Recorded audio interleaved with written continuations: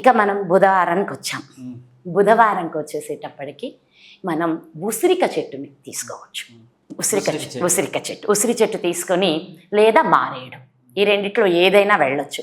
ఉసిరిక కానీ లేకపోతే మారేడు చెట్టు కానీ తీసుకుని అక్కడ పసుపుతో గణపతిని చేసుకోవాలి. చేసుకొని శ్వేతార్క పత్రాలు అవి ఉన్నాయి. పండు, మనము ఆయనకి గణపతికి పెట్టే పండు పేరు ఏంటి నాన్న? వెలగపండు, వెలగపత్రము. అలాగే వావిలాకు అంటారు, వావిలాకు పత్రము, బిల్వ పత్రము. ఇంకో వచ్చేసేసి ఆయనకి ఉత్తరేణి ఆకు, గరిక, మారేడాకు. ఈ 8 ఆకుల్ని అక్కడ పెట్టాలి. జమ్మి, ఇంకొకటి ఉంది జమ్మి ఆకు. ఈ 8 ఆకుల్ని ఆ గణపతికి సుముఖాయ నమః, ఏకదంతాయ నమః, కపిలాయ నమః అంటూ నామాలు చదువుతాం కదా. ఈ 12 నామాలకి ఈ 8 ఆకులతో ఆయన పూజించాలి. అయితే అక్కడ పసుపు గణపతిని పెట్టినప్పుడు అక్కడ ఆయనకు ప్రీతిగా బుధవారం రోజు 5 ఒత్తులు వేసి కొబ్బరి నూనె పోసి దీపం వెలిగించాలి మట్టి ప్రమిదలో. మళ్ళీ ఆయనకి అక్కడ 5 ఒత్తులు వేసుకొని, 5 అంటే ఇందాకే చెప్పాను ఎప్పుడు విడివిడిగా ఉండాలి. ఒక 5 ఒత్తులు అన్నామంటే 5 ఒత్తులు 2 నలిపి విడిగా 5 దిక్కుల్లో చూపించుకోవాలి. 5 ఒత్తులు వెలిగించి కొబ్బరి నూనెలో ఆయనకి వచ్చేసేసి అక్కడ మళ్ళా నైవేద్యం బెల్లం పెట్టుకోవచ్చు. ఈయనకి ఇక్కడికి ఇంకా అంతకంటే ఎక్కువ అవసరం లేదు. లేదంటే పెసలు బెల్లం పెట్టవచ్చు ఈయనకి నైవేద్యం గణపతికి ఆ రోజు బుధవారం రోజు పెట్టుకొని అక్కడ గణపతి ఆరాధన చేసి గణపతి 12 నామాలతో ఈ 8 ఆకులను సమర్పిస్తే సకల విఘ్నాలు అలా తుడిచినట్టు తొలగిపోతాయి. ఏ చెట్టుకు ఆ చెట్టే, 2 విశిష్టమైన దేవతా వృక్షమే, పవిత్రమైన చెట్లే. ప్రతి చోట ఏం చెప్తున్నాను అనేదంటే ధూపం, దీపం, నైవేద్యం, పసుపు, కుంకుమ, గంధం, పుష్పం అనేవి తప్పనిసరి. వీటిని సమర్పించి ఆ చెట్టుని పూజించి అక్కడ మనం అనుకుంటాం, అబ్బా నువ్వు కానీ ఈ సంవత్సరం కాయలేదనుకో, నిన్ను ఇక్కడి నుంచి తీసేస్తా లాంటి పదాలు మనం మాట్లాడితే చెట్టు తప్పకుండా పువ్వేసుకొని ఆ సంవత్సరం మనకు కాయలు ఇస్తుంది. మాట్లాడి చూడండి చెట్లతోని, ఇలా ఎన్ని అద్భుతాలు ఉంటాయో చెట్లతోని. ఇంతెందుకు, మా ఆశ్రమంలో ఎప్పుడు చెప్తాను కదా సర్పాలు తిరుగుతూ ఉంటాయని. ఈ మధ్య ఆయన అసలు కనిపించడం మానేశాడు. మాట్లాడుతూ అటో ఇటో జరజరా తిరిగే వ్యక్తి కనిపించడం.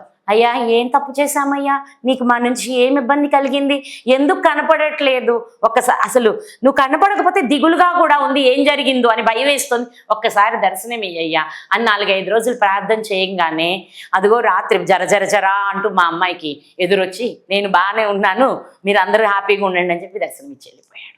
అంటే చెట్టు అని కాదు, జీవని కాదు, మనం మాట్లాడితే ప్రతి జీవి, ప్రతి చెట్టు, ప్రతి రాయి కూడా తిరిగి మనకు సమాధానం ఇస్తుంది. మనకి భాష ఉంది, వాళ్ళకు కూడా భాష ఉంది, వాళ్ళ భాష మనం వినలేము. కానీ ఈ సృష్టిలో విచిత్రం ఏంటంటే ఈ మానవుడి భాష అందరికీ అర్థమవుద్ది. ఈ జ్ఞాని కదా మానవుడు, ఈ మహాజ్ఞానికి మాత్రం ఎవరి భాష అర్థం కావట్లేదు.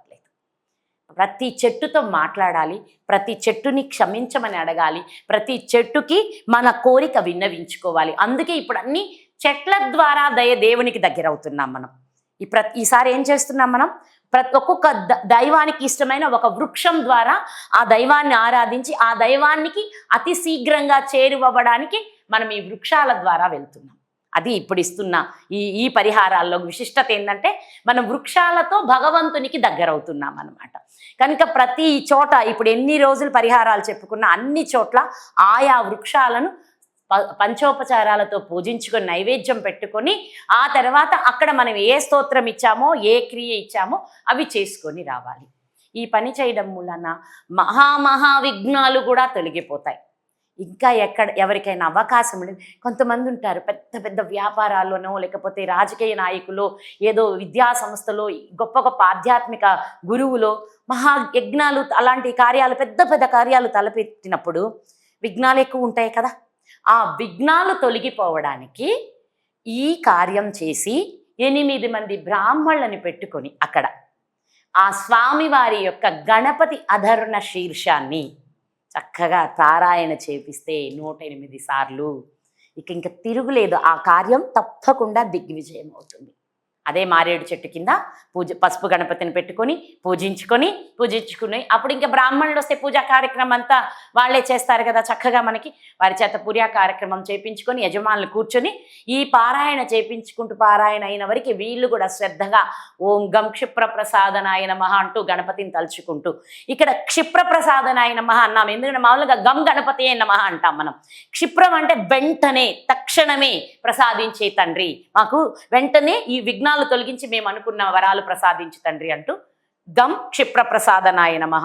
ఒకవేళ ఈ పండితుల్ని పెట్టడం ఇవన్నీ ఇబ్బంది అయింది, ఖర్చుతో కూడుకున్న పని కూడా, అది మేము చెయ్యలేమమ్మా కానీ మాకు ఈ పని అవ్వాలి అంటే వీళ్ళు ఓం గం క్షిప్ర ప్రసాదనాయ నమః అనే మంత్రాన్ని 1000 సార్లు తక్కువ కాకుండా జపించుకొని లేచి వస్తే వాళ్ళకి తప్పకుండా పని అవుతుంది. ఇది బుధవారం రోజు ప్రక్రియ.